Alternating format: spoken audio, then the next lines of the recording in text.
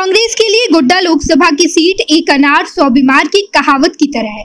झारखंड में लोकसभा की सबसे हॉट सीट माने जाने वाले गोड्डा लोकसभा सीट के लिए कांग्रेस के कई दावेदार हो गए हैं। पिछले 3 लोकसभा चुनाव से यहां बीजेपी के निशिकांत दुबे जीत का झंडा गाड़ रहे हैं। 2024 में होने वाले लोकसभा चुनाव में बीजेपी की ओर से निशिकांत दुबे को उम्मीदवार बनाया जाना तय माना जा रहा है। वहीं कांग्रेस की ओर से कई उम्मीदवार ताल ठोक रहे हैं। हम आपको बताते चले कि अपने बयानों के लिए सुर्खियों में रहने वाले जामताड़ा विधायक इरफान अंसारी और उनके पिता पूर्व सांसद फुरकान अंसारी गोड्डा लोकसभा सीट के लिए लगातार दावा ठोक रहे हैं। कांग्रेस के वरिष्ठ नेताओं में शुमार फुरकान अंसारी 2024 के चुनाव को अपना अंतिम चुनाव बताकर लगातार पूरे लोकसभा क्षेत्र में घूम रहे हैं। वो गोड्डा से 2 बार कांग्रेस की टिकट पर सांसद बन चुके हैं और अपनी अंतिम राजनीतिक पारी गोड्डा सीट से ही चुनाव लड़कर खत्म करना चाह रहे हैं। लोकसभा चुनाव को लेकर उनकी तैयारी ऐसी चल रही है कि वो टिकट मिले न मिले चुनावी मैदान में कूदने के लिए कमर कस चुके हैं। अल्पसंख्यक आबादी वाले इस लोकसभा सीट पर मुस्लिम वोटरों के बीच उनकी अच्छी पकड़ मानी जाती है। कहा तो ये भी जा रहा है कि अगर कांग्रेस ने यहाँ से किसी और उम्मीदवार को उतारा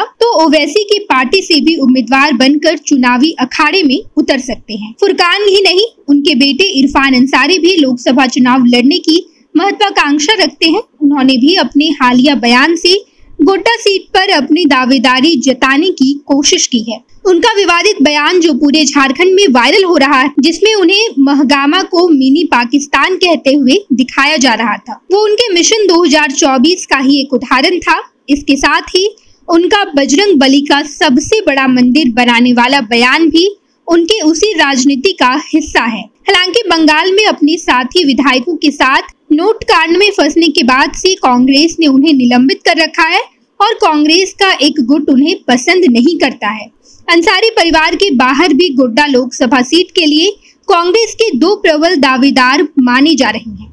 पहले दावेदार पोरैया हाट से विधायक प्रदीप यादव हैं, जो लगातार 2 बार से निशिकांत दुबे के खिलाफ चुनाव लड़ रहे हैं और दोनों ही चुनाव में निशिकांत दुबे ने उन्हें पटखनी दी है। पुराने प्रदर्शन को देखते हुए उन्हें कांग्रेस उम्मीदवार बनाएगी या नहीं बनाएगी, ये तो आने वाले समय में ही स्पष्ट होगा। यूपीए अपने परंपरागत मुसलमान यादव कॉम्बिनेशन के आधार पर प्रदीप यादव को चुनाव मैदान में उतारती रही है। पिछले लोकसभा चुनाव में पूर्व मुख्यमंत्री बाबूलाल मरांडी की पुरानी पार्टी जेवीएम को गठबंधन के तहत गोड्डा लोकसभा की सीट दे दी गई थी और उन्होंने उस समय के अपने सबसे भरोसेमंद प्रदीप यादव को गोड्डा से टिकट दिया था। लेकिन अब परिस्थितियां बिल्कुल ही बदल गई है। बाबूलाल अब बीजेपी में चले गए हैं और प्रदीप यादव कांग्रेस में। प्रदीप यादव को टिकट मिले, उसके लिए अब उनका कोई बड़ा पैरोकार कांग्रेस आला कमान के नजदीक नहीं है। दूसरी बात, वहां आरजेडी नेता संजय यादव से भी उनके रिश्ते अच्छे नहीं रहे हैं। यादव वोट बैंक को तो वो कितना अपने से जोड़कर रख पाते हैं, उसका भी आकलन कांग्रेस आला कमान को करना होगा।